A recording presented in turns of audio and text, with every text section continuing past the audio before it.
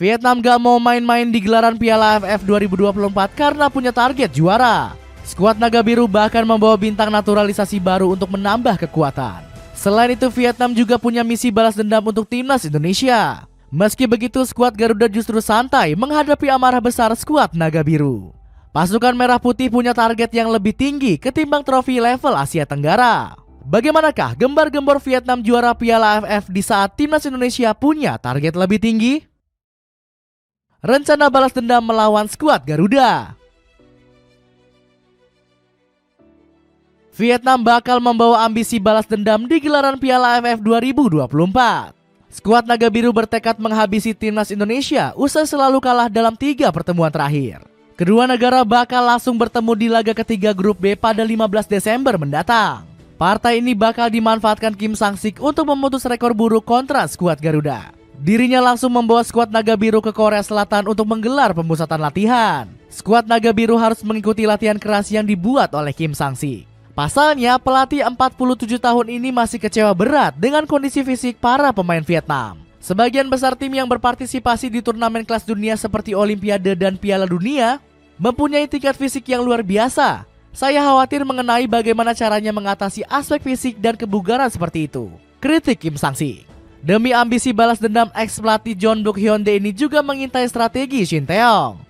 Kim Sang-sik rela terbang jauh dari Vietnam untuk melihat permainan timnas Indonesia. Namun, aksi sang pelatih justru dipandang remeh oleh media lokal Vietnam. Kim Sang-sik buang-buang waktu untuk memata-matai timnas Indonesia. Hasilnya, tim Indonesia kalah telak 4-0 dan Kim Sang-sik mungkin menyadari keterbatasan sang pelatih Shin Tae-yong serta anak asuhnya. Meski menggunakan starting line up dengan 9 pemain naturalisasi.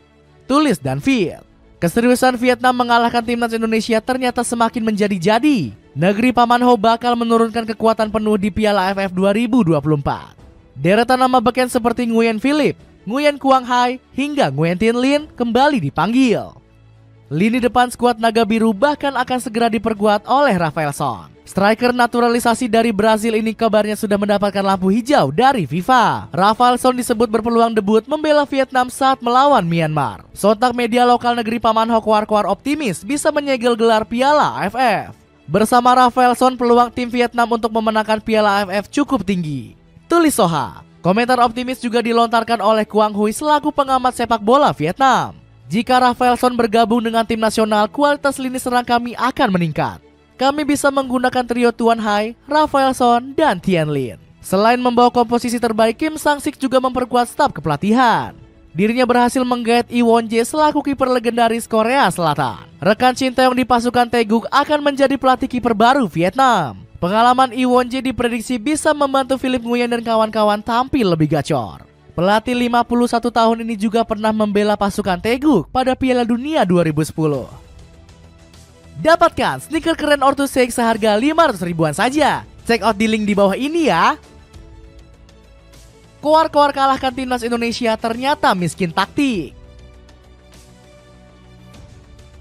Sayangnya kekuatan terbaik Vietnam ternyata belum sanggup meyakinkan Kim Sang-sik. Bahkan pelatih 44 tahun ini malah bimbang dengan racikan strateginya sendiri. Filosofi Kim Sang-sik masih belum terlihat meski sudah 5 bulan melatih Vietnam. Buktinya skuad Naga Biru nggak kunjung meraih kemenangan dalam 3 laga terakhir. Diketahui Kim Sang-sik ternyata masih sering bongkar pasang taktik bersama Vietnam. Sang pelatih bingung memilih formasi 5-4-1 atau 3-4-3 untuk skuad Naga Biru. Kelemahan taktik Kim Sang-sik bahkan sudah dibocorkan oleh pelatih Ulsan Citizen FC. Klub divisi 3 K-League ini sempat berduel dengan Vietnam di jeda internasional November lalu. Vietnam masih memiliki kelemahan, yaitu kemampuan mencetak gol. Di babak pertama, mereka menciptakan banyak peluang tapi hanya mencetak 1 gol. Efisiensi dalam mencetak gol menjadi hal yang perlu ditingkatkan, tegas Kyun Sang-son. Kim Sang-sik sendiri juga sempat membocorkan kekurangan pasukan bintang emas. Vietnam memiliki banyak pemain yang bagus, tetapi terkadang mereka tidak bisa memenangkan pertandingan sebagai sebuah tim. Para pemain kurang koordinasi dan tim belum menjaga keseimbangan antara serangan dan pertahanan. Tutur Kim Sang-sik. Karena masalah ini, sang pelatih justru berniat meniru strategi Park Hang-seo. Gaya permainan pelatih 67 tahun ini ternyata masih menjadi inspirasi untuk Kim Sang-sik. Saya penggemar gaya Spartan. Saat ini banyak pelatih yang selalu berusaha mengembangkan gayanya sendiri. Namun berkat faktor di luar sepak bola, Coach Park Hang-seo lebih sukses di Vietnam. Tutur Kim Sang-sik. semakin kalah ambisius dibanding timnas Indonesia. Walaupun gak punya taktik gacor, Kim Sang-sik masih berani keluar-keluar sombong. Buktinya pelatih asal Korea Selatan ini nekat membidik gelar juara Piala AFF 2024. Target kami adalah 2 posisi teratas di grup untuk melaju ke semifinal, lalu menuju final dan meraih juara Piala AFF 2024. Ucap Kim Sang-sik kepada Bongda 24 Hour. Pelatih kelahiran Haenamgon ini rupanya tertekan akibat target ambisius dari VFF. Federasi Sepak Bola Vietnam ini kabarnya akan memecat Kim Sang-sik jika gagal memenuhi ekspektasi. Pelatih dari Korea Selatan itu menghadapi risiko harus meninggalkan jabatannya lebih awal kalau dia gagal memenuhi tujuan yang sudah ditetapkan oleh VFF. Tulis laporan Soha.vn. Keraguan pada Kim Sang-sik semakin membesar usai Nguyen Thien Linh bikin komentar kontroversial. Striker andalan Vietnam ini malah terang-terangan menjagokan skuad Garuda. Di Piala AFF 2024, Indonesia menjadi kandidat juara. Ucap striker yang pernah 4 kali menjebol gawang timnas Indonesia.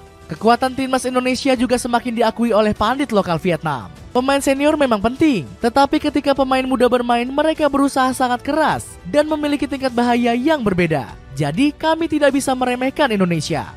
Puji Kwang Hui. Beban berat Kim Sang-sik di Piala AFF justru nggak dialami oleh Shin Tae-yong. PSSI malah mendukung penuh Coach Shin untuk bereksperimen memulai regenerasi skuad. Sang pelatih hanya diminta untuk membawa skuad Garuda tampil sebaik mungkin. Sementara gelar juara Piala AFF 2024 cuma dianggap sebagai bonus oleh PSSI.